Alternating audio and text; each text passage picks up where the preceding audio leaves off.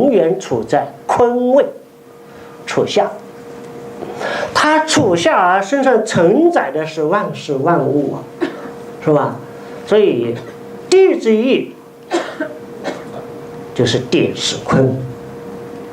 地势坤这种美德，能够正承载万事万物的这种美德，就是我们人应该去行的，人之行，我们人的行为准则，天经地义。准则在哪？孝也。所以人行孝，君子以成我成物。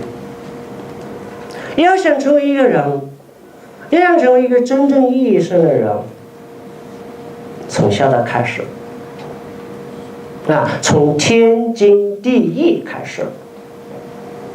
天上的经，地上的义，就是我们人间的行孝经。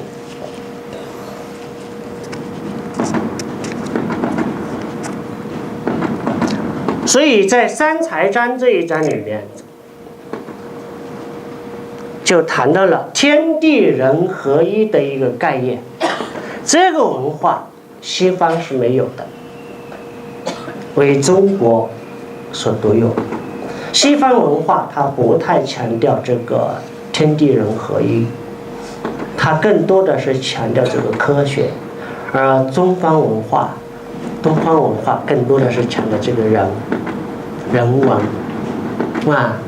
就是我们讲中西文化交融用东方的人文文化和西方的科学文化一交融在一起，然后会得到一个很好的和谐，取人所长。那么天地人的人何以能与天地并称？人到底凭什么能够跟天地并称呢？并称为三才呢？我们文中也讲得非常明白，是吧？也只有行天经地义，也只有行孝，以至于成就自我。成就自我以后，最终去影响他人，去成就万物。这样子一来，才配做人，才配与天地并称，才配于三才之道。所以《孝经》标题所揭示的，它不仅仅就是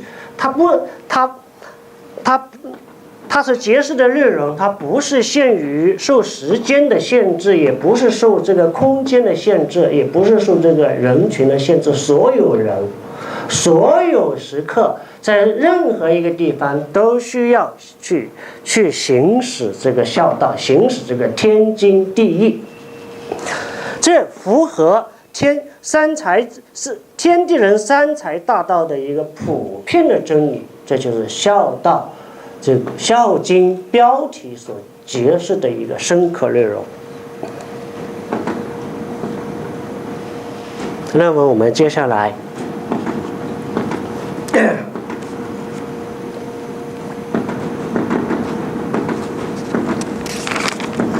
继续学习三才章第7的最后一个。这个话，天地之精而民事责之。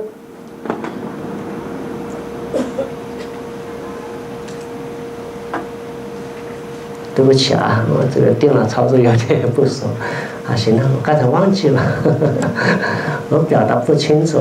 行，对，好。好的。要放在这里吗？不是，对。就这个是吧？好。刚才现在我们屏幕上显示的这个解读呢，我刚才就把它简单的说了，是吧？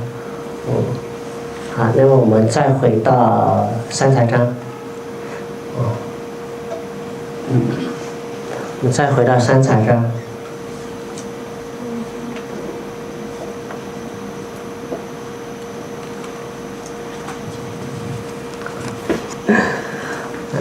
我很笨啊，电脑盲啊，我们的这个科学技术的扫盲工作还没有做好，还没有做到我啊，所以西方人还要努力。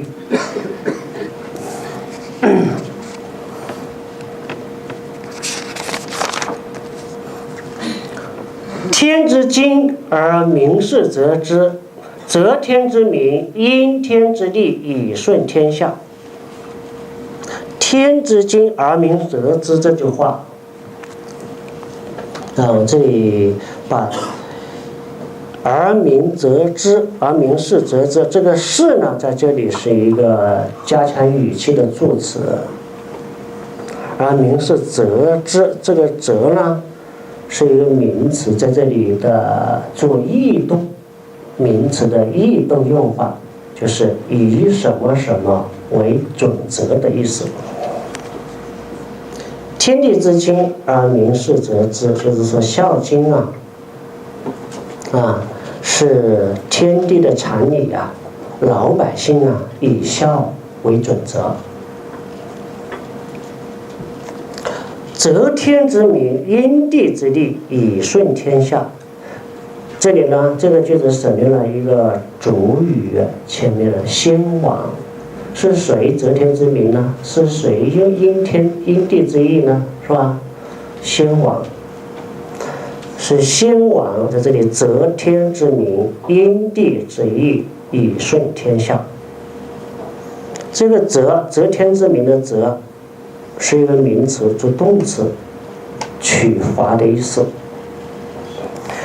先王取罚上天之民，上天日月之光明，借用大地的恩惠，因这个因是凭借的意思，依靠的意思。以顺天下，以是用来的意思，介词。顺是一个使动用法，使天下和顺。好，我讲到这里呢，对一些字词的解释的时候，我又想起一个事，是吧？我们的老祖宗读书总是强调这个不求甚解啊，乃至于东晋的大文豪那个大文豪陶渊明谈到自己的时候，好读书，不求甚解，没有会意，则欣然忘食。陶渊明很喜欢读书，但是不求甚解。这个不求甚解也是对于一些文字不求，刻文字是吧？咬文字，咬文嚼字但是没有得意则欣喜忘食，欣然忘食。而我这里呢，古人读书这样子读，我们6号的晚上，我跟老师们分享到一个，也是强调读那么我们有没有必要把这个文字弄懂一下呢？我们做老师的，尤其是做老教学生的，总有一种这样的想法，是吧？我们生怕把自己的东西没好好的向别人学到，是吧？所以要一字一句的刻出去给人家听，生怕别人不知道，是吧？所以学生呢，确实也是需要学一点这个东西，学文字功底厚一些。所以呢，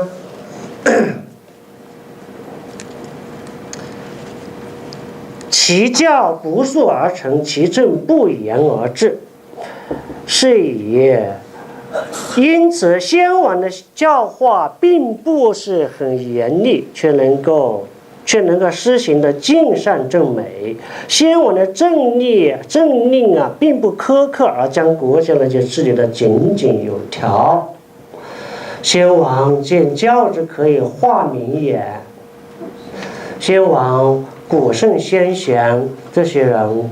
古圣君王借着这个教育可以教化我们的老百姓所以他就行教了这个教他怎么行的，后面几句值得我们好好的去看看。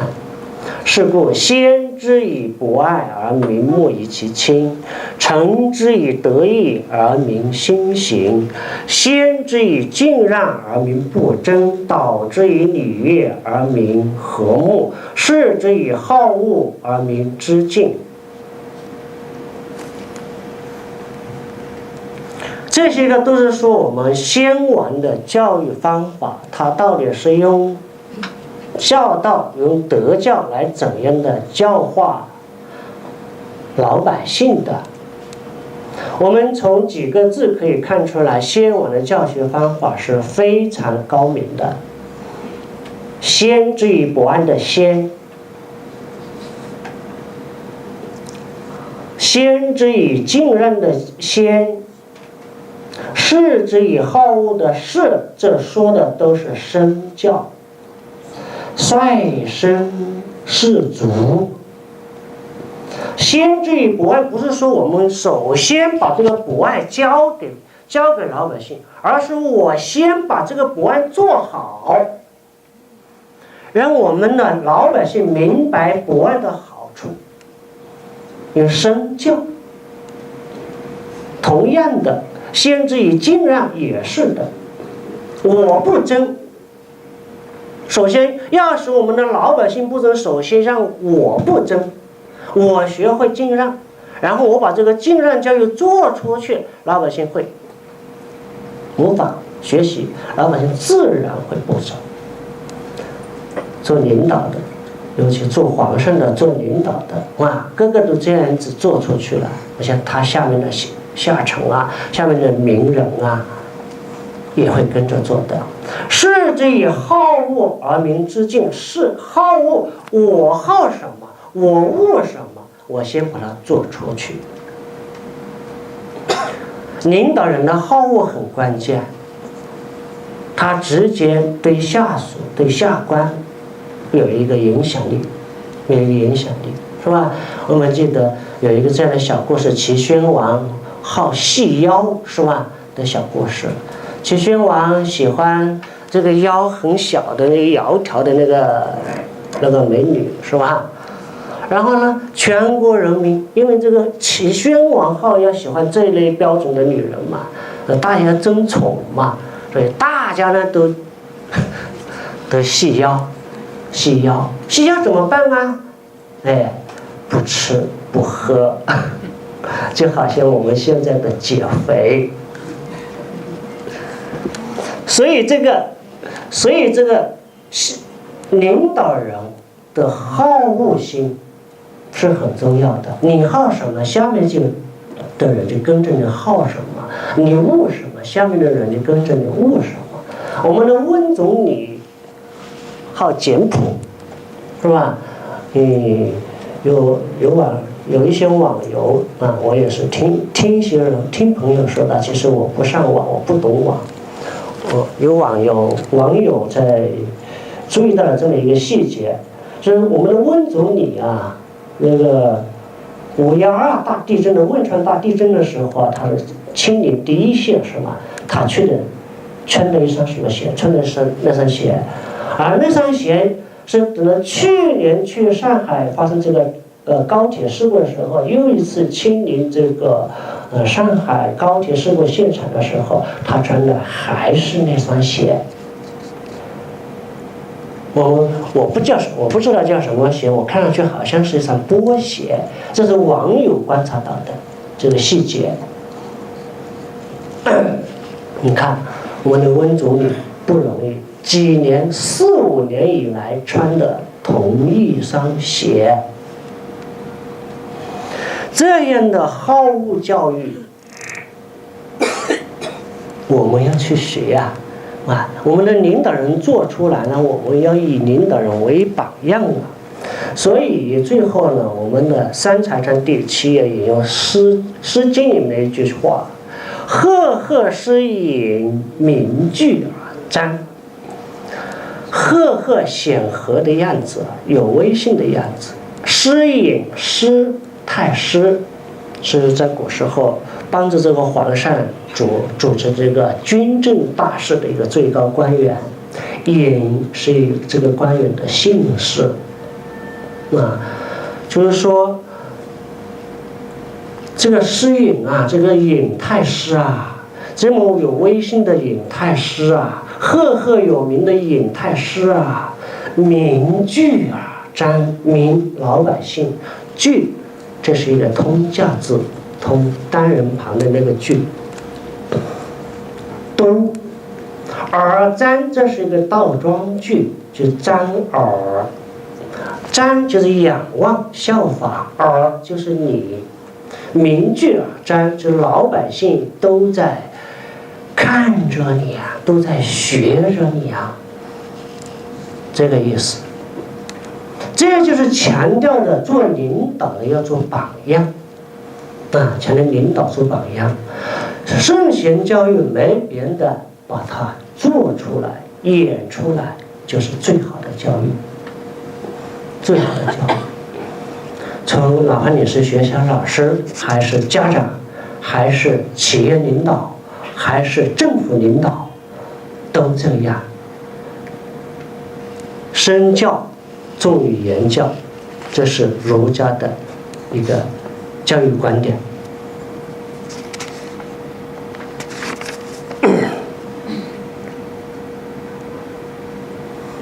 好，这是对于三才章第7的一个学习。我们接下来